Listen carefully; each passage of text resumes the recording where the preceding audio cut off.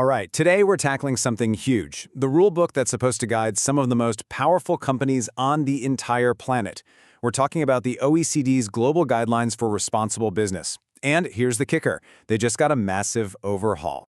I mean, think about it for a second. How do you even begin to write a rule book for a company that's, well, bigger than a lot of countries? You've got these massive corporations with operations all over the world, supply chains that stretch across continents. So how do you make sure they're acting responsibly? What's the shared standard for just doing good? Well, for almost half a century now, the OECD has had an answer to that very question. So, here's what we're going to do. First, we'll break down what these guidelines are in simple terms. Then, we're going to get into the engine room, see how they actually work, and finally, we'll look at why they just got a major update to deal with the crazy challenges of today's world. All right, let's get right into it. What exactly are these guidelines? You know, at their very heart, you can think of them as a shared set of expectations for how a business should operate no matter where in the world it is. And the phrase you really got to pay attention to here is jointly addressed by governments. See, this isn't some private club or some feel-good pledge. No, this is a common standard that is backed by 51 different governments. We're talking OECD members, but also countries like Brazil, Ukraine, and Morocco, all of them agreeing on what responsible corporate behavior actually looks like. And that really gets to a crucial point. The goal here isn't just about damage control, right? It's not just a big list of don'ts. The whole idea behind the guidelines is to be proactive, to actually encourage these massive companies to be a positive force for progress and sustainable development everywhere. Okay, so here's where it gets a little nuanced, but it's super important. Following the local law in whatever country you're in, that's the absolute baseline. That's mandatory. But these guidelines, they go a step beyond that. They are voluntary principles. Now, what does that mean? It means a company can't be dragged into a traditional court for not following them.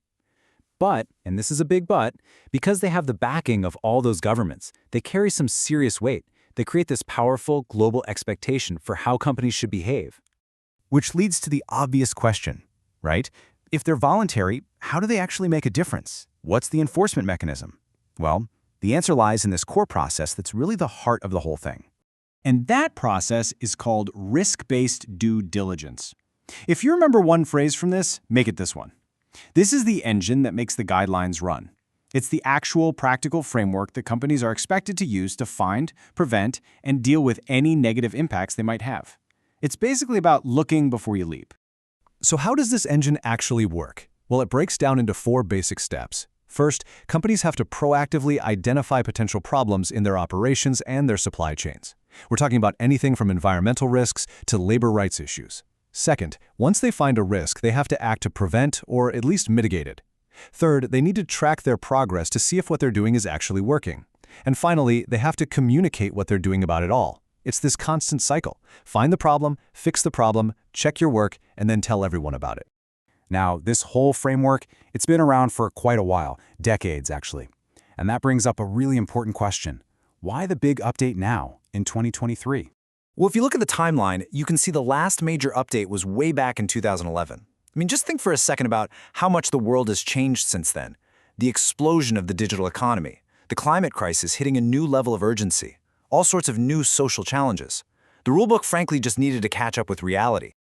So let's get into the really interesting part.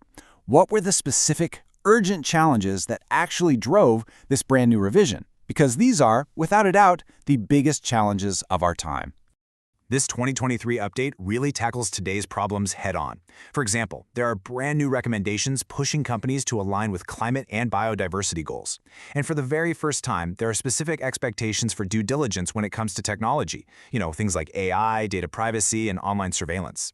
The update also beefs up protections for at-risk groups and whistleblowers. It expands the fight against corruption in all its forms. And it even says, hey, companies need to make sure their lobbying efforts aren't actively undermining these very guidelines.